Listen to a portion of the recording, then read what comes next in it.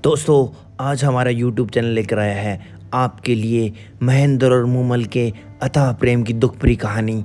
आपके रोंगटे खड़े हो जाएंगे इस कहानी को सुनकर।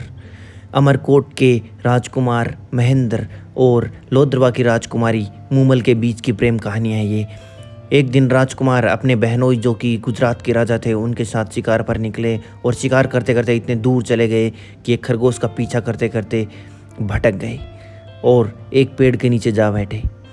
और उस पेड़ के नीचे उन्हें इतनी भूख और प्यास लगी कि वो लोद्रवा नदी को पार करते हुए और एक महल को ढूंढते हुए वहाँ पर जा पहुँचे। वहाँ पर सैनिकों ने उनका बहुत आदर और सम्मान से सत्कार किया क्योंकि उन्होंने अपना परिचय दिया था कि वो अमरकोट के राजकुमार हैं। जब वो महल से रवाना होने लगे तो महल की राजकुमारी ने एक दरबारी के हाथ खत भिजवाया और उस खत में लिखा था कि राजकुमारी की इच्छा उनसे मिलने की है और वो शर्त ये थी उनसे मिलने की कि वो एक समय पर एक ही राजकुमार से मिलेगी। तो राजकुमार महेंद्र ने अपने बहनोई को बोला कि आप जाइए, आप उम्र में बड़े हैं। तो उनके बहनोई जैसे ही राजकुमारी के कमरे में दाखिल हुए उन्होंने देखा कि एक शेर और एक मगरमच्छ दो राजकुमारी के कमरे की रक्षा कर रहे हैं। तो वो डर कर वापस लौट गए और जाकर महेंद्र को पूरा किस्सा सुनाया। तो महेंद्र रोष में आकर वहाँ गए और जैसे ही सीढ़ियाँ चढ़कर वो राजकुमारी के कमरे पर पहुँचे वहाँ देखा कि एक शेर और एक मगरमच्छ था। उन्होंने अपनी तलवार निकाली और सर जो था शेर का उसको धड़ से अलग कर दिया, लेकिन बाद में पाया कि ये तो मोम के पुतले मात्र हैं। जब वो राजकुमारी के कमरे में दाखिल हुए तो उन्होंने देखा कि शरद ऋतु की चंद्रमा के समान राजकुमारी का चेहरा चमक रहा था और उसके नयन बिल्कुल हिरनी के जैसे थे। उसके बाल जमीन को छू रहे थे और इतनी सुंदर काया वाली राजकुमारी उसने पहली बार देखी थी। उसको देखते ही राजकुमारी से प्यार हो गया और वो दोनों बातें करने लगे। जब सुबह हुई तो महेंद्र जाने लगे तो राजकुमारी ने कहा कि वो उनसे शादी करना चाहती है, लेकिन महेंद्र ने मना कर दिया क्योंकि उसने बोला कि उसकी चार और राजकुमारियाँ उसका इंतज़ार उसके महल अमरकोट में कर रही थी क्योंकि उसकी 4 शादियाँ हो चुकी थी। तो राजकुमारी ने शर्त रखी कि वो हर रोज़ शाम को मिलने आएंगे, 100 मील दूर का सफ़र तय करके, और सुबह भोर होते ही चले जाएंगे। वापस लौटते वक्त रास्ते में महेंद्र के मन में सिर्फ एक ही ख्याल आ रहा था, वो था राजकुमारी मूमल का, जिसकी सुंदरता के चर्चे ईरान, इराक, सऊदी अरबिया तक फैले हुए थे। पूरे भारत में सबसे सुंदर राजकुमारी थी राजकुमारी मूमल। अब क्या था, महेंद्र की आंखों के सामने सिर्फ राजकुमारी मूमल का चेहरा ही सामने आ रहा था। जब वो घर लौटे तब भी राजकुमारी मूमल का चेहरा उसके सामने आ रहा था। उन्होंने ऊंट पालक को बुलाया और पूछा कि इस रेगिस्तान में सबसे ज़्यादा तेज़ भागने वाला ऊंट कौन सा है। तो ऊंट पालक ने चीतल नाम का ऊंट राजकुमार को दे दिया। उसी शाम चीतल पर चढ़कर वापस लौट गए लोद्रवा में राजकुमार महेंद्र और मूमल से मिले और सुबह होते ही वापस चीतल पर वापस लौट आए अपने महल में। और ये सिलसिला 8 महीने तक चलता रहा। तो सभी रानियों ने विचार किया और छोटी रानी के पास पहुंची कि महेंद्र रात में कहाँ जाते हैं। तो छोटी रानी ने जवाब दिया कि उन्हें भी नहीं पता कहाँ जाते हैं। तो वो अपनी सास यानी रानी के पास गई और रानी को सारा किस्सा सुनाया। रानी ने कहा कि कल सुबह जब महेंद्र लौटे तो उसके गीले शरीर का पानी मेरे पास लेकर आना। तो छोटी राजकुमारी ने एक कटोरा महेंद्र के बालों से पानी निकलते हुए भर लिया और अपनी सास के पास लेकर जा पहुंची। रानी ने वो पानी पीकर बताया कि ये तो लोद्रवा राज्य का काकनी नदी का पानी है और वहाँ की राजकुमारी मूमल से महेंद्र को प्यार हो गया है। बस फिर क्या था, रानियों ने योजना बनानी शुरू कर दी।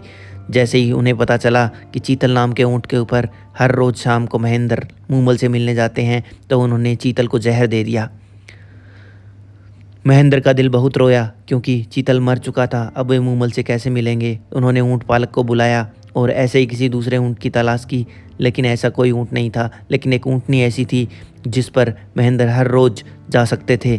लेकिन ऊँट पालक ने बताया कि अगर उस ऊँटनी को चाबुक मार दोगे तो वो तुम्हें रेगिस्तान में खो देगी। अब क्या था, महेंद्र ने उस ऊँटनी के ऊपर सफ़र करना शुरू कर दिया, लेकिन ऊँट पालक की बात को भूल गए और ज़ोर से चाबुक मारी ऊँटनी के ऊपर। तो ऊँटनी पागल होकर इधर उधर दौड़ने लगी और वो पूरे रेगिस्तान में खो गए। आखिरकार सुबह 4 बजे जब मूमल के महल में पहुँचे तो वहाँ पाया कि मूमल किसी अजनबी के साथ सो रही है।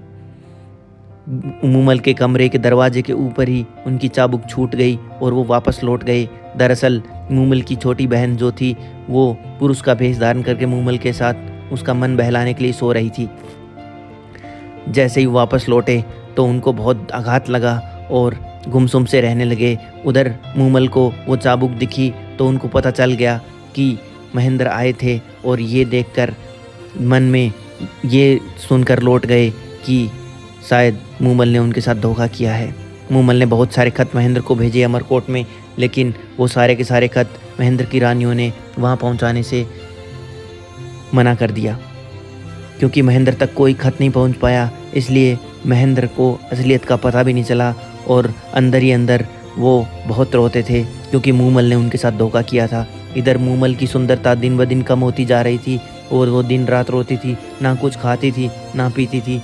एक दिन की बात है, दरबारियों को मूमल ने बुलाया और बोला एक पालकी में मुझे अमरकोट ले चलो।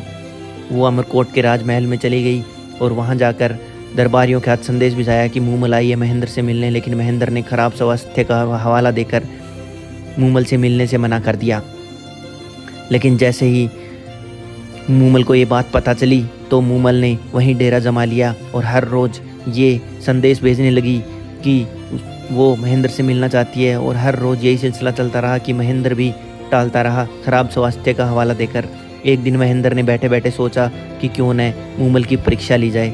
उसने दरबारी को बोला कि जाकर मूमल को बोल दो कि महेंद्र की जहरीले सांप के डसने से मृत्यु हो गई है। दरबारी ने जैसे ही जाकर मूमल को बोला तो मूमल वहीं निढाल होकर गिर गई। मूमल की सुंदरता जैसे बह गई और मूमल बिल्कुल बेहोश हो गई और थोड़ी देर में उसने अपने प्राण त्याग दिए बिना खाए पिए। मूमल के अथाह प्रेम का सबूत था ये सब।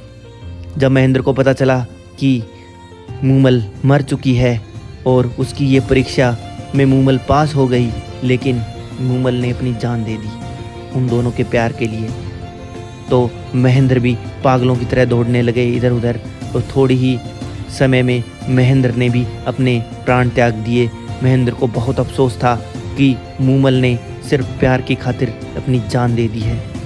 महेंद्र को बहुत अफसोस हुआ और यह अफसोस की वजह से महेंद्र पागल होकर अंततः मृत्यु को प्राप्त हो गए।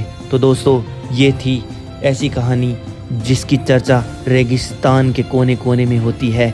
मूमल की यादगारों ने भी जब इस कहानी को लिखा होगा तो उनके रोंगटे खड़े हुए होंगे और मुझे भी इस कहानी को कहते हुए मेरे शरीर का एक एक रोंग विचलित हो गया है, क्योंकि इस कहानी का अंत इतना दुखदाई था कि एक सच्चे प्रेम का अंत ऐसे होना हर किसी को दुख देता है। दोस्तों, ये कहानी महेंद्र और मूमल की एक ऐसी कहानी है जिसके याद में इतने सारे गीत बने, इतनी सारी पेंटिंग्स बनी। आप गूगल सर्च करके भी देख सकते हैं कि किस तरीके की पेंटिंग्स महेंद्र और मूमल के बारे में बनी हुई है। दोस्तों, महेंद्र और मूमल की इस अमर प्रेम कहानी की अंत के साथ मैं आपसे विदा लेता हूँ। धन्यवाद।